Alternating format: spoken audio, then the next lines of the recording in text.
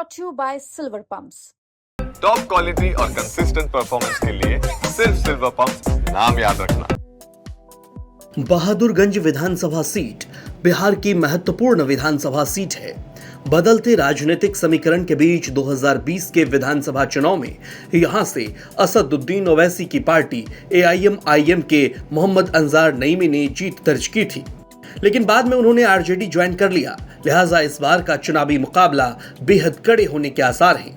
बिहार विधानसभा चुनाव को लेकर अभी से सियासी उठापटक जारी है। दरअसल बिहार में कांग्रेस का गढ़ माने जाने वाले किशनगंज जिले में कांग्रेस नेताओं के बीच भी इस सीट को लेकर खूब चर्चा है। बहादुरगंज विधानसभा से विधायक रह चुके वरिष्ठ कांग्रेसी नेता तौसीफ आलम भी दावेदारी पेश कर रहे हैं, लेकिन फिलहाल ये सीट आरजेडी के पास है। लिहाजा इस सीट पर गठबंधन में पेंच फंसने की पूरी संभावना है। किशनगंज वैसे मुस्लिम बाहुल्य इलाका है। इस क्षेत्र में अक्सर कांग्रेस और आरजेडी के उम्मीदवार ही चुनाव जीतते रहे हैं, लेकिन इस बार विधानसभा चुनाव में बहादुरगंज सीट पर टिकट को लेकर असदुद्दीन ओवैसी की पार्टी और प्रशांत किशोर की पार्टी जनसुराज भी दमखम दिखाने में पीछे नहीं हटेगी। पिछले 3 विधानसभा चुनाव पर नजर डालें तो 2020 में AIM के मोहम्मद अंजार नईमी ने यहां से जीत हासिल की थी। उन्होंने VIP के लखनलाल पंडित को हराया था। वहीं कांग्रेस के तौसीफ आलम तीसरे नंबर पर चले गए थे। 2015 के विधानसभा चुनाव में कांग्रेस के मोहम्मद तौसीफ आलम ने जीत दर्ज की थी। उन्होंने बीजेपी के अवध बिहारी सिंह को हराया था। 2010 के चुनाव में भी तौसीफ आलम चुनाव जीते थे। उन्होंने तब JDU के मोहम्मद मसबर आलम को हराया था। वरिष्ठ पत्रकार मानते हैं कि बहादुरगंज विधानसभा सीट पर मुस्लिम मतदाता निर्णायक भूमिका निभाते हैं। चुनाव के समय सभी मुद्दे गौण हो जाते हैं और मुस्लिम समाज के लोग जो निर्णय लेते हैं उस हिसाब से एक तरफा वोटिंग होने लगती है। किशनगंज में अलीगढ़ मुस्लिम विश्वविद्यालय की शाखा, रोजगार, पलायन और हर साल नदियों से होने वाला कटाव मुख्य मुद्दा रहता है, लेकिन मुस्लिम बाहुल्य जिला होने के कारण इस बार वक्फ संशोधन बिल भी एक प्रमुख मुद्दा बनते जा रहा है। ज्यादातर मुस्लिम समाज के लोग इसको लेकर NDA का विरोध कर रहे हैं और ऐसे में अनुमान है कि उसका खामियाजा NDA को भुगतना पड़ सकता है। देखिए, अगर बहादुरगंज विधानसभा क्षेत्र की बात करें तो यह मुस्लिम बहुल विधानसभा क्षेत्र है और लगभग 60% मुस्लिम मतदाता यहाँ पे हैं। और बीते चुनाव में AIM के प्रत्याशी थे अंजार नईमी, वो चुनाव जीते थे, लेकिन बाद में वो राष्ट्रीय जनता दल में शामिल हो गए। और जो कद्दावर विधायक माने जाते थे, बाहुबली विधायक माने जाते थे तौसीफ आलम, उनको हार का सामना करना पड़ा था। इस बार की अगर हम बात करें तो कहा जा रहा है कि तौसीफ आलम MIM में शामिल होंगे।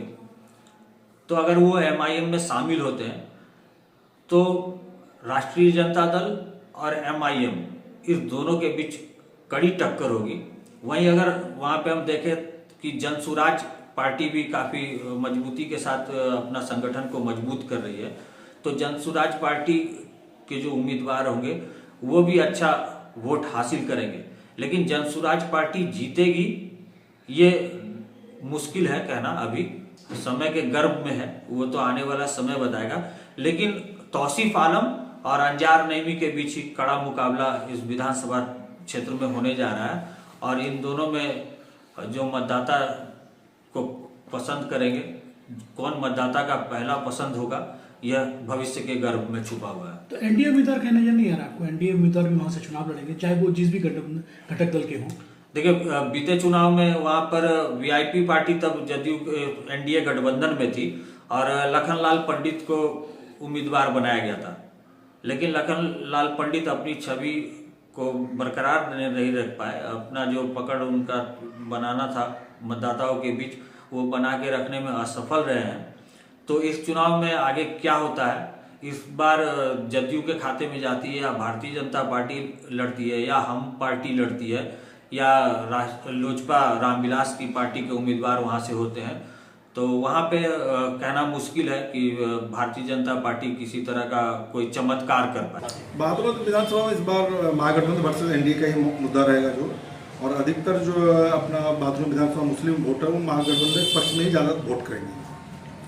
कि पिछले बार तो जो चुनाव जीते थे वो MIM से चुनाव जीते थे, राजद में चले गए, तो MIM वहाँ फैक्टर नहीं है क्या? MIM में अभी तक जो है कोई मतलब अच्छे कैंडिडेट या फिर कोई बड़ा चेहरा अभी तक MIM के कैंडिडेट का वहाँ नजर नहीं आ रहा बहादुरगंज विधानसभा में। और बहादुरगंज विधानसभा में परिवर्तन की एक लहर था और अच्छे कैंडिडेट अनजान नेमी से आए, तो इसमें परिवर्तन के नाम पर लोगों ने अपना मत देने का काम किया था। हर बार तो वोटों के बिखराव को लेकर डर दिखा के इस तरह से हमेशा चुनाव के समय कुछ बातचीत होती है, इस बार भी क्या ऐसी स्थिति नजर आ रही है? ऐसा तो इन डर के मामला तो नहीं, वक्त संशोधन बिल को लेके मुस्लिम समाज में नाराजगी है और ये नाराजगी का फायदा महागठबंधन को जो है मिल सकता है। जन स्वराज के फैक्टर है, क्योंकि वहाँ से जन स्वराज के जिला अध्यक्ष एक चुनावी उम्मीदवार के रूप में वहाँ पर अपने आप को दिखा रहे हैं। अभी टिकट फिलहाल मिला नहीं, लेकिन दिखा रहे हैं। ऐसे लगता है कि जन स्वराज वोट का काट पाएगी या वोट ले पाएगी? जन स्वराज मतलब वहाँ उतना मजबूत स्थिति में नहीं, या फिर वो लक्ष्य को नहीं होगा। वहाँ सिर्फ एनडीए वर्सेस महागठबंधन का ही फैक्टर वहाँ माना जाएगा। एमआईएम अगर के कोई बड़ा चेहरा आ जाता है तब त्रिकोणीय लड़ाई का मामला वहाँ बन सकता है। नीतीश कुमार को लेकर नाराजगी है क्या वोट करके? उन्होंने समर्थन किया, मुस्लिम बहुल सीट है वो।